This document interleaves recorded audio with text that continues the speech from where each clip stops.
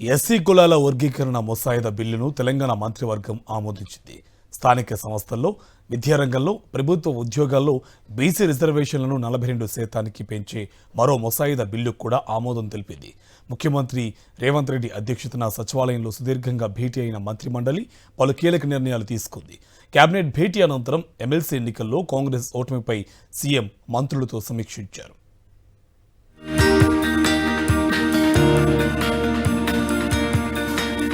6 గంటల పాటు సుదీర్ఘంగా సమావేశమైన రాష్ట్ర మంత్రి మండలి పలు కీలక నిర్ణయాలు తీసుకుంది. సుప్రీంకోర్టు తీర్పు ప్రకారం ఎస్సీల వర్గీకరణ చేపట్టడానికి ఏర్పాటు చేసిన జస్టిస్ షమీం అఖ్తర్ ఏకసభ్య కమిషన్ గత నెల 3న సమర్పించిన సిఫారసులపై 71 విజ్ఞప్తులొచ్చాయని మంత్రి పొంగులేటి తెలిపారు. ఈ విజ్ఞప్తులను పరిష్కరించిన అనంతరం తాజాగా కమిషన్ సమర్పించిన నివేదికను బిల్లు రూపంలో శాసనసభలో ప్రవేశపెట్టాలని మంత్రివర్గం నిర్ణయించిందన్నారు. బీసీలకు 42% కోటా ముసాయిదా బిల్లుకు ఆమోదం తెలిపినట్లు మంత్రి పొన్నం చెప్పారు. రాబోయే శాసనసభ సమావేశాల్లో బీసీల రిజర్వేషన్ సంబంధించి 42% పెంచే ముసాయిదా చట్టాన్ని ఈరోజు బిల్లును కేబినెట్ ఆమోదించింది.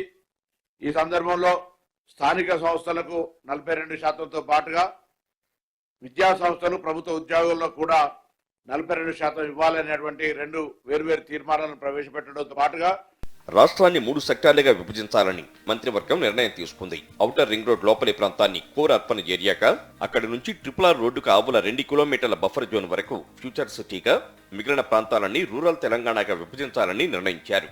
7 మండలాల్లోని 56 గ్రామాలతో ఫ్యూచర్ సిటీ డెవలప్మెంట్ ఏరియాను ఏర్పాటు చేయాలని తీర్మానించారు.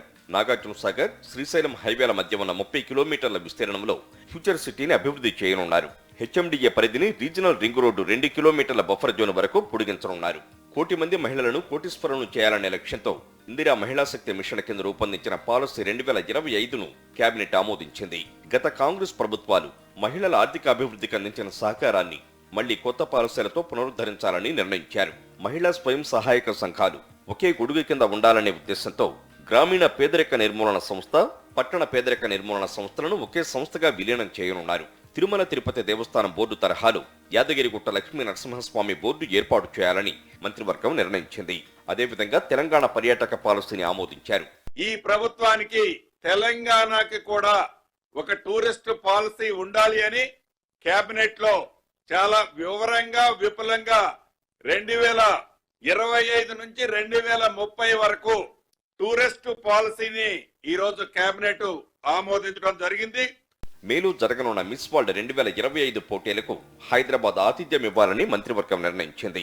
140 దేశాల నుంచి హాజరు కానున్న అతిథులకు ఎక్కడా ఎలాంటి లోటు జరగకుండా ఏర్పాటు చేయాలని నిర్ణయించారు.